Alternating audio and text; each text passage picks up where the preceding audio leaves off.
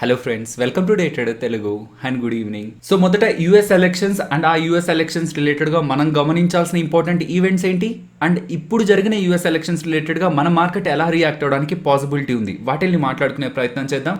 మొదట US elections అయిపోయాయి, మనకి కొత్తగా ఎవరు ప్రెసిడెంట్గా ఎన్నికయ్యారనేది కూడా కొన్ని రోజులు జరిగిన కౌంటింగ్ తర్వాత అయితే అప్డేట్ రావడం జరిగింది. ప్రెసెంట్ అమెరికా ప్రెసిడెంట్ అయిన రిపబ్లికన్ పార్టీ అభ్యర్థి అయిన డొనాల్డ్ ట్రంప్ గారు అయితే ఓడిపోవడం జరిగింది అండ్ డెమోక్రటిక్ పార్టీ అభ్యర్థి అయిన జో బైడెన్ గారు అయితే గెలవడం జరిగింది. సో మొదటగా యూఎస్ ఎలక్షన్స్ ఒక ఇంపాక్ట్ మన మార్కెట్ మీద ఎలా ఉంటుందో మాట్లాడుకునే ప్రయత్నం చేద్దాం ఫ్రెండ్స్. మీరు గమనిస్తే ఈ ఎలక్షన్ కౌంటింగ్ స్టార్ట్ అయిన పాయింట్ ఆఫ్ టైం నుంచి కూడా స్టాక్ మార్కెట్ లో చాలా స్ట్రాంగ్ ర్యాలీ అయితే మనకు కనిపించింది. సో మీరు ఎలక్షన్స్ టైంలో స్టాక్ మార్కెట్ ఒక సైకాలజీని మీరు గమనించినట్లయితే స్టాక్ మార్కెట్స్ ఎప్పుడు ఒక పార్టీకి ఫేవరబుల్ గా ఉండవు అన్లెస్ అంటిల్ వస్తున్న పార్టీ ఏదైనా ఎకానమీని ఇంపాక్ట్ చేస్తుంది నెగిటివ్ గా అంటే తప్పితే స్టాక్ మార్కెట్స్ ఎప్పుడు కూడా స్టేబుల్ గవర్నమెంట్ ని కోరుకుంటాయి అనమాట. ఒక క్లియర్ అవుట్కమ్ వచ్చింది కాబట్టి ఇక్కడ నుంచి మార్కెట్స్ చాలా స్ట్రాంగ్ గా ర్యాలీ అవుతాయా, బికాస్ ఒక స్టేబుల్ గవర్నమెంటే కదా మన మార్కెట్స్ కోరుకుంటూ ఉంటాయంటే ఆల్రెడీ స్టేబుల్ గవర్నమెంట్ రాబోతుందని ఎగ్జిట్ పోల్స్ అండ్ ఇతర న్యూస్ ఛానల్స్ ఇచ్చిన ప్రొజెక్షన్స్ అన్ని కూడా ఆల్రెడీ మార్కెట్ లో ఫ్యాక్టర్ అయిందన్న విషయాన్ని అయితే మనం గుర్తుంచుకోవాలి.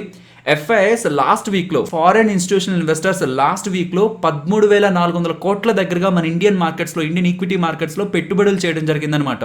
సో ఎలక్షన్స్ రిజల్ట్స్ రాకముందే బయట జరిగిన సర్వేస్ అండ్ ఎగ్జిట్ పోల్స్ కారణంగా ఎవరు గెలుస్తారు అండ్ ఎలాంటి గవర్నమెంట్ ఫామ్ అవ్వబోతుందని ముందుగానే గెస్ట్ చేసి ఆల్రెడీ మార్కెట్ లో అయితే ర్యాలీ అయితే రావడం జరిగింది. ఈ విషయాన్ని అయితే మనం గుర్తుంచుకోవాలి. మార్కెట్ ఆల్రెడీ దీన్ని ఫ్యాక్టర్ చేసి లాస్ట్ ఫ్యూ డేస్ నుంచి కొంత పాజిటివ్ గా ర్యాలీ అవుతుంది కాబట్టి నిన్నొచ్చిన ఈ ఎలక్షన్ రిజల్ట్ ప్రెసెంట్ మార్కెట్ ని పెద్దగా ఇంపాక్ట్ చేయదు ఫ్రెండ్స్. అలా అని ఈ యూఎస్ ఎలక్షన్స్ ని మనం అంత ఈజీగా నెగ్లెక్ట్ చేయడానికి కూడా లేదనమాట. సో ఇప్పటి వరకు ఉన్న ప్రెసిడెంట్ డొనాల్డ్ ట్రంప్ గారు రిలేటెడ్ గా మనకు కొంత ఐడియా ఉంది. లైక్ చైనా రిలేటెడ్ గా తను ఎలాంటి స్టాండ్ తీసుకుంటాడు అండ్ యూఎస్ లో టాక్సేషన్ రిలేటెడ్ గా తను ఎలాంటి చర్యలు తీసుకుంటూ ఉంటాడు అండ్ ఈ వైరస్ రిలేటెడ్ గా నెంబర్ ఆఫ్ కేసెస్ పెరిగిపోతున్నా సరే సెకండ్ లాక్డౌన్ అని కానీ అండ్ రిస్ట్రిక్షన్స్ అని కానీ ఎలాంటి అప్రోచ్ కూడా డొనాల్డ్ ట్రంప్ గారు తీసుకోలేదన్నమాట. సో ఇలాంటి కొన్ని ఏరియాస్ ఉన్నాయి అండ్ ఆ ఏరియాస్ రిలేటెడ్ గా డొనాల్డ్ ట్రంప్ గారు ఎలా వ్యవహరిస్తారన్న విషయం అయితే మనకు ఐడియా ఉంది. కాకపోతే ప్రెసెంట్ కొత్తగా ఎలక్ట్ అయిన జాయ్ బైడెన్ గారు నెక్స్ట్ కమింగ్ డేస్ లో ఈ ఏరియాస్ ని ఎలా డీల్ చేస్తారనేది యుఎస్ మార్కెట్స్ ని అలాగే ఎంటైర్ గ్లోబల్ మార్కెట్స్ ని ఇంపాక్ట్ చేస్తుంది అనమాట.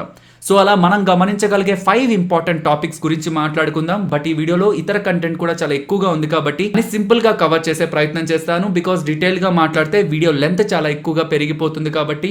ఫస్ట్ ది ఈ వైరస్ రిలేటెడ్ గా కొత్తగా ఎలక్ట్ అయిన ప్రెసిడెంట్ ఎలాంటి అప్రోచ్ తీసుకుంటారని. బికాస్ ఇప్పటి వరకు ఉన్న నెంబర్ ఆఫ్ కేసెస్ సంఖ్యను మనం చూస్తూ వస్తే యూరోప్, యుఎస్ వీటిల్లో ఎక్కువగా నెంబర్ ఆఫ్ కేసెస్ పెరిగిపోతున్నాయి అనమాట.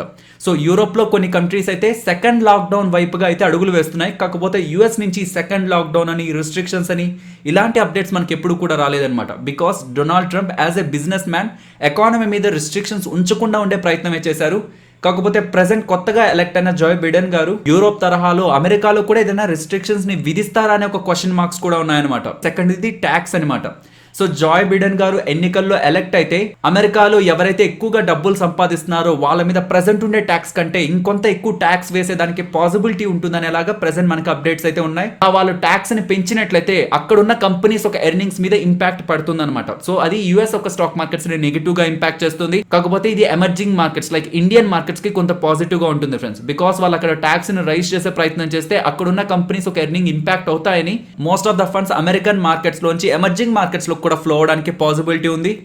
సో ట్యాక్స్ రిలేటెడ్ గా జాయ్ బైడెన్ గారు ఎలాంటి చర్యలు తీసుకుంటారనేది కూడా మనం గమనించాల్సి ఉంటుంది. అండ్ ఈ ఎలక్షన్స్ రిలేటెడ్ గా ఇలా రిజల్ట్స్ బయటకు వచ్చిన తర్వాత బైడెన్ గారు ఒక ఇంపార్టెంట్ స్పీచ్ ఇవ్వడం జరిగిందనమాట. అందులో తను మెన్షన్ చేసింది మాకుంటే కాంపిటీటర్స్ ఉంటారు కానీ మాకు ఎనిమీస్ ఉండరనే స్టేట్మెంట్ ని పాస్ చేయడం జరిగింది. సో ఇది ఇండైరెక్ట్ గా చైనాని రిప్రజెంట్ చేస్తున్నట్లయితే కనిపిస్తుంది. సో బిజినెస్ పరంగా కానీ గ్రోత్ పరంగా కానీ మాకు కాంపిటీటర్స్ ఉంటారు కానీ ఎనిమీస్ ఉండరు అని చెప్పే ప్రయత్నం అయితే ఎంటైర్ గ్లోబల్ స్టాక్ మార్కెట్స్ కి పాజిటివ్ అనమాట. ప్రెసెంట్ యుఎస్ చైనా మధ్యలో ఏ ట్రేడ్ వార్ అయితే కంటిన్యూ అవుతుందో అది డొనాల్డ్ ట్రంప్ గారు ఉంటే చాలా ఎక్కువ టైం అయితే కంటిన్యూ అవుతుంది. కాకపోతే కొత్తగా వస్తున్న ప్రెసిడెంట్ దాన్ని చాలా స్మూత్ గా డీల్ చేసే ప్రయత్నం చేస్తారు. మోస్ట్లీ ఇది జరగడానికి పాసిబిలిటీ ఉందనేలా కూడా ప్రెసెంట్ మార్కెట్ లో అయితే డిస్కషన్ నడుస్తూ ఉంది. Fourth important point second US stimulus అనమాట. ఎలక్షన్స్ అయిపోయాయి కాబట్టి సెకండ్ యుఎస్ స్టిమ్యులస్ రిలేటెడ్ గా యాజ్ సూన్ యాజ్ పాసిబుల్ మనకు ఒక అప్డేట్ రావడానికి అయితే పాసిబిలిటీ ఉంది. ప్రెసెంట్ ఉన్న లెక్కల ప్రకారం అది 1.8 ట్రిలియన్ ఆర్ 1.6 ట్రిలియన్ డాలర్స్ దగ్గరగా ఉంటుందని. అండ్ మోస్ట్ ఇంపార్టెంట్ పాయింట్ కొత్తగా ఎలక్ట్ అయిన ప్రెసిడెంట్ ఇండియాతో ఎలాంటి రిలేషన్షిప్ మెయింటైన్ చేస్తారని, స్పెషల్లీ ఇమిగ్రేషన్ రిలేటెడ్ గా H1B వీసా రిలేటెడ్ గా. సో ఇది మన ఐటీ కంపెనీస్ ని ఇంపాక్ట్ చేస్తే వాళ్ళ హెల్త్ ఇండస్ట్రీ రిలేటెడ్ గా తీసుకునే పాలసీస్ మన ఫార్మా కంపెనీస్ ని ఇంపాక్ట్ చేస్తాయి అనమాట. చాలా సందర్భాల్లో స్టాక్ మార్కెట్ లో ఈవెంట్ జరిగిపోయాక వచ్చే మూవ్మెంట్ చాలా తక్కువగా ఉంటుందన్నమాట. ఈవెంట్ జరిగే కొన్ని రోజుల ముందు నుంచే మనకి మార్కెట్ లో మూవ్మెంట్ అయితే స్టార్ట్ అవుతుంది. ఇప్పుడు మనం మాట్లాడుకున్న 5 ఈవెంట్స్ రిలేటెడ్ గా ఎలాంటి డెసిషన్ తీసుకుంటారు, ఎలాంటి స్టాండ్ తీసుకుంటారు అనేది ఫర్దర్ మార్కెట్ డైరెక్షన్ అయితే డిసైడ్ చేస్తుంది. వీటి రిలేటెడ్ గా మార్కెట్ లోకి వచ్చే ఏ అప్డేట్ అయినా సరే కొంత ఫోకస్డ్ గా మనం గమనించాల్సి ఉంటుంది. నెక్స్ట్ ఐకాన్ ఇంటర్నేషనల్ గురించి మాట్లాడుకోవాలి. ప్రెజెంట్ సోర్సెస్ దగ్గర నుంచి వస్తున్న అప్డేట్ ప్రకారం గవర్నమెంట్ ఈ కంపెనీలో 10 to 15% వాటాని ఓఎఫ్ఎస్ ఆఫర్ ఫర్ సేల్ ద్వారా అయితే సెల్ చేయాలనుకుంటున్నారని ఎలాగైతే అప్డేట్ ఉంది.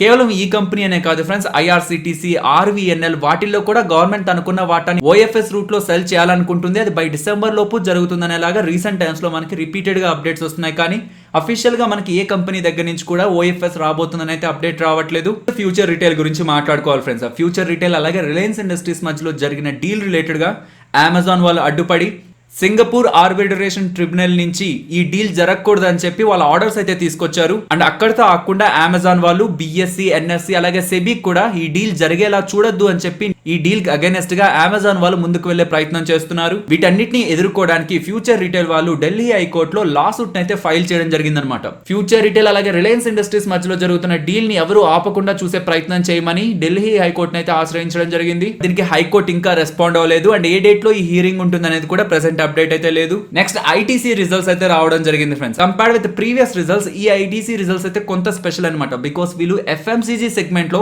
ప్రీవియస్ టైమ్స్ తో పోలిస్తే కొంత బెటర్ నెంబర్స్ అయితే ప్రొడ్యూస్ చేయగలిగారు. బట్ నెగిటివ్స్ కూడా ఉన్నాయి. వాటిని స్టెప్ బై స్టెప్ మాట్లాడుకునే ప్రయత్నం చేద్దాం. మొదట వీళ్ళ top line, bottom line numbers ని చూస్తే వీళ్ళ revenues year on year comparison లో 1% గ్రో అవడం జరిగింది. కాకపోతే వీళ్ళ net profits year on year comparison లో 20% ఫాలో అయ్యాయి అనమాట. ఎక్స్పెక్టెడ్ కంటే వీళ్ళు పోస్ట్ చేసిన ప్రాఫిట్స్ అయితే బిలోనే ఉన్నాయి. కాకపోతే వీళ్ళ మార్జిన్స్ ని గమనించండి. లాస్ట్ ఇయర్ సేమ్ క్వార్టర్ లో 33.9% వీళ్ళు మార్జిన్స్ ని మెయింటైన్ చేస్తుంటే ఆల్మోస్ట్ 4.6% దగ్గరగా మార్జిన్స్ ని వాళ్ళు ఇంప్రూవ్ చేసి 38.4% మార్జిన్స్ అయితే రిపోర్ట్ చేయడం జరిగింది. మోస్ట్లీ ఈ లైన్ అయితే అందరికీ ఐడియా ఉంటుంది. ప్రెసెంట్ ఐటీసీకి వచ్చే ప్రాఫిట్స్ లో ఎక్కువ శాతం ప్రాఫిట్ సిగరెట్ బిజినెస్ నుంచే వస్తున్నాయి. కాకపోతే ఐటీసీ వాళ్ళు ఈ సిగరెట్స్ మీదే కాకుండా ఎఫ్ఎంసీజీ బిజినెస్ నుంచి కూడా మంచిగా గ్రో అవ్వాలనే ప్రయత్నం చేస్తున్నారు. అలాంటి ఇంపార్టెంట్ సిగరెట్ బిజినెస్ సెగ్మెంట్ లో వాళ్ళ రెవెన్యూస్ ఇయర్ ఆన్ ఇయర్ లో 3.8% దగ్గరగా ఫాలో అవడం జరిగిందనమాట. వీళ్ళ సిగరెట్ బిజినెస్ లో ఇలా డ్రాప్ కనిపిస్తుందని మార్కెట్ లో ఆల్రెడీ ఎక్స్పెక్టేషన్స్ అయితే ఉన్నాయి. బికాస్ ఈ వైరస్ కారణంగా టొబాకో ప్రొడక్ట్స్ యొక్క సేల్ అలాగే ఈ డిస్ట్రిబ్యూషన్ మీద కొన్ని రిస్ట్రిక్షన్స్ కొన్ని స్టేట్స్ లో అయితే విధించడం జరిగిందనమాట. కాబట్టి వీళ్ళ సేల్స్ ఇంపాక్ట్ అయ్యింటాయి, తద్వారా వీళ్ళ నెంబర్స్ కూడా ఇంపాక్ట్ అయ్యింటాయని మార్కెట్ లో ఎక్స్పెక్టేషన్ అయితే ఉంది. దీని ఇలా పక్కన ఉంచితే ఎఫ్ఎంసీజీ సెగ్మెంట్ రిలేటెడ్ గా వీళ్ళకి వచ్చిన రెవెన్యూస్ 15.4% దగ్గరగా రైజ్ అవ్వడం జరిగింది ఫ్రెండ్స్. అంటే లాస్ట్ టైం తో కంపేర్ చేస్తే వీళ్ళ ఎఫ్ఎంసీజీ బిజినెస్ బయట మనకి ప్రొడక్ట్స్ కనిపిస్తుంటాయి కదా, ఆశీర్వాద్ అని, సావ్లాన్ అని, ఇలాంటి డిఫరెంట్ ప్రొడక్ట్స్ కనిపిస్తుంటాయి కదా, వాటి రిలేటెడ్ గా వాళ్ళు చేసిన బిజినెస్ లో వాళ్ళకి 15.4% దగ్గరగా ఇంప్రూవ్మెంట్ కనిపించిందని చెప్తున్నారు. దీన్ని మనం కొంత స్ట్రాంగ్ పాజిటివ్గా తీసుకోవాల్సి ఉంటుంది ఫ్రెండ్స్. ఎందుకనేది కూడా నేను మీకు ఎక్స్ప్లెయిన్ చేస్తాను. సో ఇదే కాకుండా హోటల్ బిజినెస్ రిలేటెడ్గా మాట్లాడుకుంటే లాస్ట్ టైంతో కంపేర్ చేస్తే 80.7% దగ్గరగా ఫాల్ కనిపించిందని చెప్తున్నారు. అండ్ వీళ్ళు అగ్రి బిజినెస్ లో 12.7% గ్రోత్ చూపించారు. బట్ పేపర్ బోర్డ్ సెగ్మెంట్ లో 6.8% దగ్గరగా వాళ్ళ రెవెన్యూస్ లాస్ట్ టైం తో కంపేర్ చేస్తే ఫాల్ అవడం జరిగింది. లాస్ట్ ఇయర్ సేమ్ క్వార్టర్ తో పోలిస్తే ఇప్పుడు 15% దగ్గరగా రెవెన్యూలో గ్రోత్ కనిపించింది.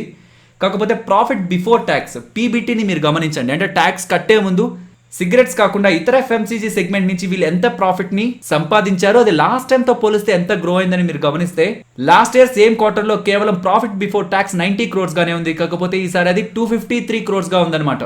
So year on year comparison లో ప్రాఫిట్ బిఫోర్ ట్యాక్స్ 180% దగ్గరగా గ్రో అవడం జరిగింది. ఈవెన్ ఈ బిజినెస్ రిలేటెడ్ గా వీళ్ళు 3% దగ్గరగా మార్జిన్స్ ని కూడా ఇంప్రూవ్ చేసుకున్నారనమాట. ప్రెసెంట్ వీళ్ళ ఎఫ్ఎంసీజీ మార్జిన్స్ 9.7% గా ఉంది ఫ్రెండ్స్. ఎంటైర్ రిజల్ట్స్ ని కంబైన్ చేసి మనం చూస్తే సిగరెట్ బిజినెస్ లో 3% దగ్గరగా అబౌవ్ 3% దగ్గరగా మనకి ఫాల్ కనిపించింది రెవెన్యూస్ లో.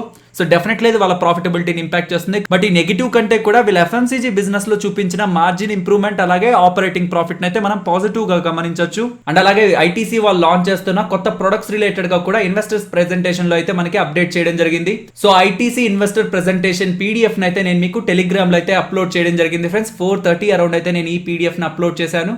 ఇఫ్ ఇన్ కేస్ మీరు మన టెలిగ్రామ్ ఛానల్లో లేనట్లయితే టెలిగ్రామ్ యాప్ డౌన్లోడ్ చేసుకున్న తర్వాత డే ట్రేడర్ తెలుగని కంప్లీట్ గా ఇంగ్లీష్ లో సర్చ్ చేస్తే మన ఛానల్ వస్తుంది. 1,18,000 దగ్గరగా సబ్స్క్రైబర్స్ ఉంటారు. సో జాయిన్ అయిన తర్వాత 4:30 అరౌండ్ వెళ్తే మీకు ఆ పీడిఎఫ్ అయితే కనిపిస్తుంది. Next Ujjivan small finance bank ఒక రిజల్ట్స్ గురించి మాట్లాడుకోవాలి. లాస్ట్ ఇయర్ సేమ్ క్వార్టర్ తో పోలిస్తే వీళ్ళ నెట్ ఇంట్రెస్ట్ ఇన్కమ్ అనేది 21% గ్రో అవడం జరిగింది అనమాట.